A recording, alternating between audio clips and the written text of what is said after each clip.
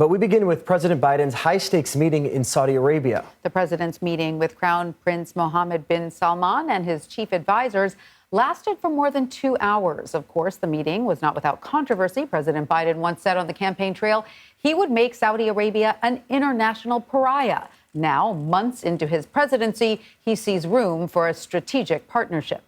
After the meeting, the president spoke to the press about a range of topics, in particular human rights and the death of Saudi journalist Jamal Khashoggi. With respect to the murder of Khashoggi, I raised it at the top of the meeting, making it clear what I thought of it at the time and what I think of it now. And it was I was straightforward and direct in discussing it. I made my view crystal clear. For an American president to be silent on an issue of human rights, is this inconsistent with who we are and who I am?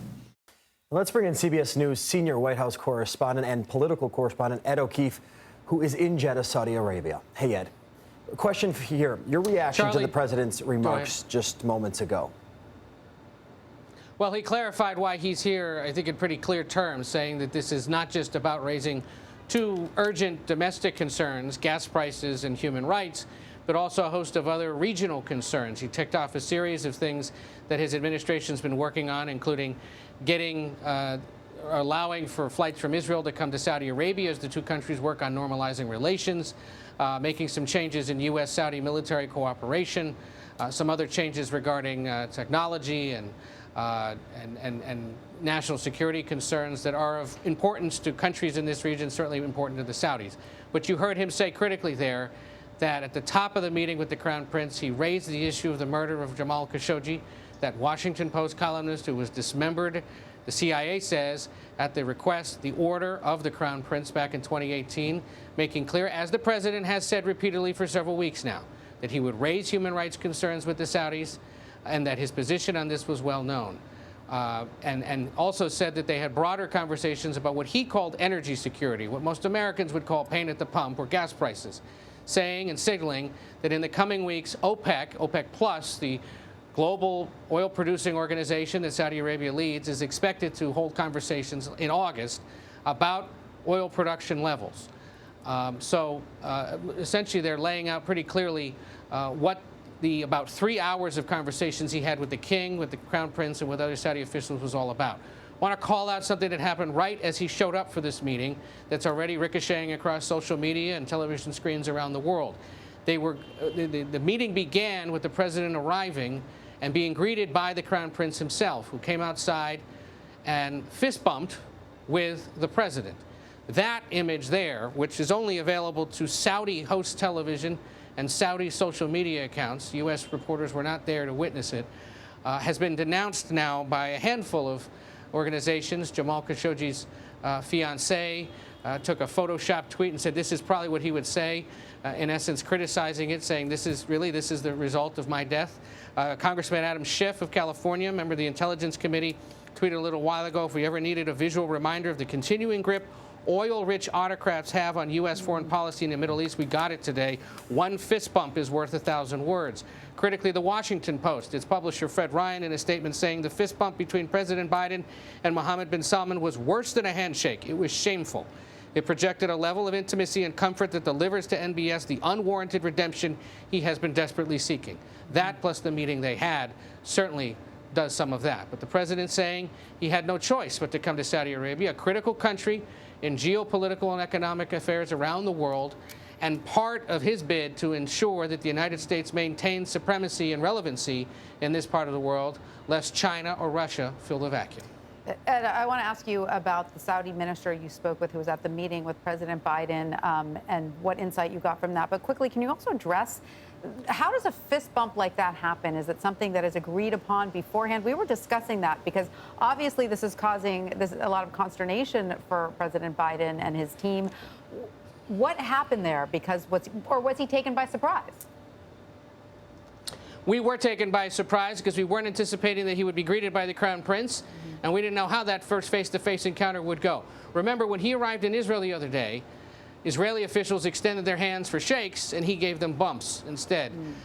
The White House, through Israeli media, had signaled that Israeli officials had been told they would only be getting fist bumps officially from him in order to ward off the threat of COVID.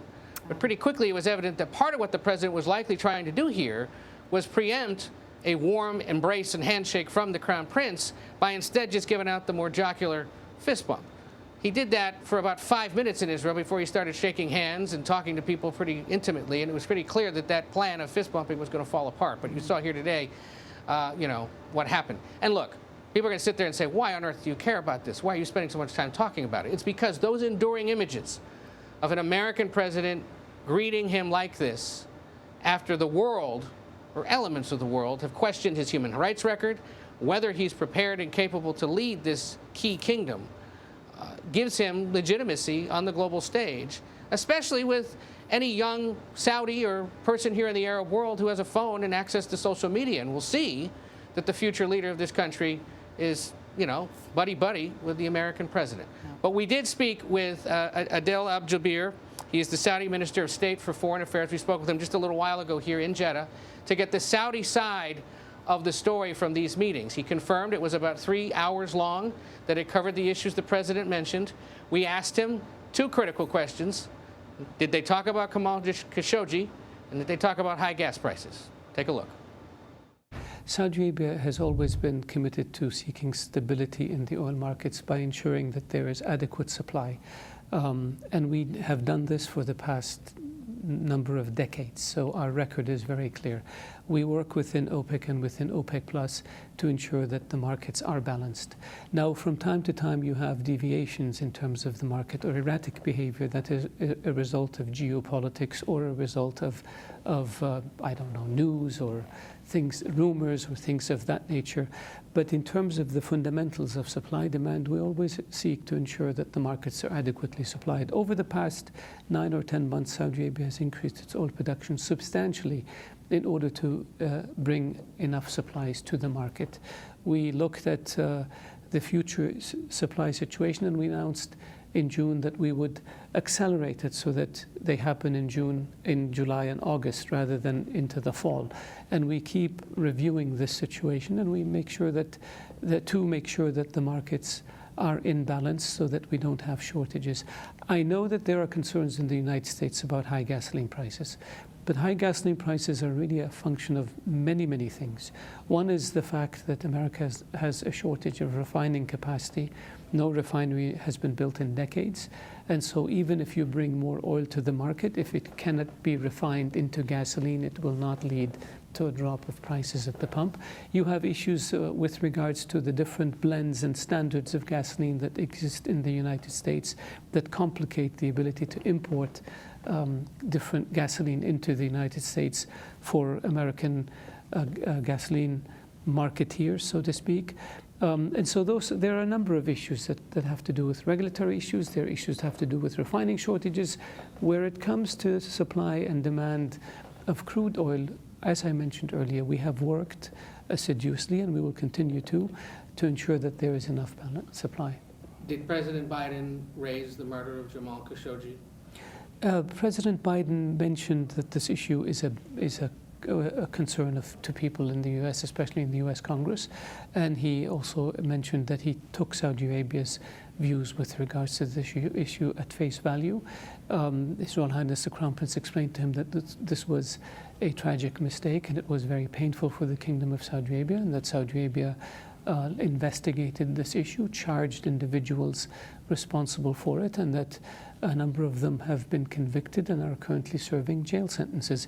So basically, we investigated, we punished those responsible, and we put in place procedures to ensure that a tragedy like this cannot happen again, which is exactly what other countries do. The United States did it after the Abu Ghraib situation in Iraq, and the United States does it when mistakes happen.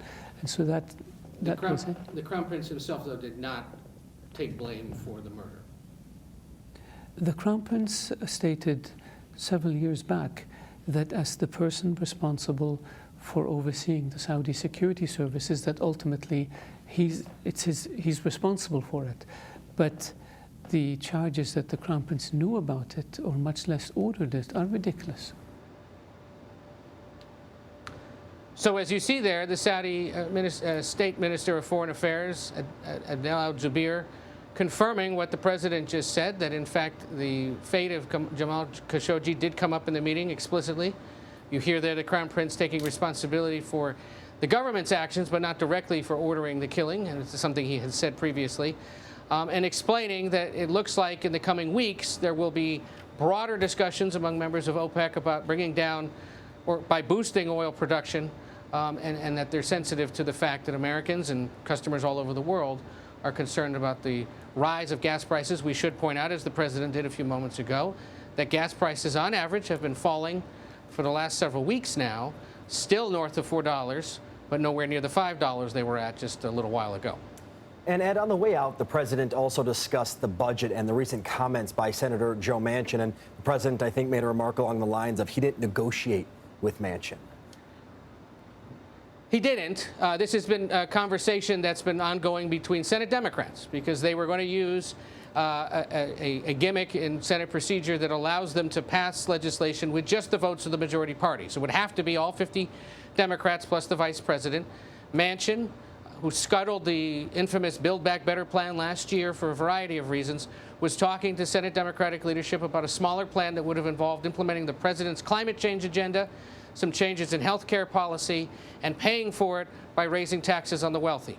Overnight, Manchin announced that he could no longer support that and instead is focused on offering some relief to people for prescription drug prices and extending elements of the Affordable Care Act. That's not what a majority of Democrats want to do. In essence, Joe Manchin once again has pulled the football away from Charlie Brown, members of his own party, and the president. But you saw the president there say, at least on camera, that he hasn't been negotiating with the senator, which is true. And in a statement, he said, if the Senate will not move to tackle the climate crisis and strengthen our domestic clean energy industry, he'll take strong executive action to do it himself. So the Joe versus Joe follies continue. Ed O'Keefe, powerful interview. Thanks so much. Thanks, Ed.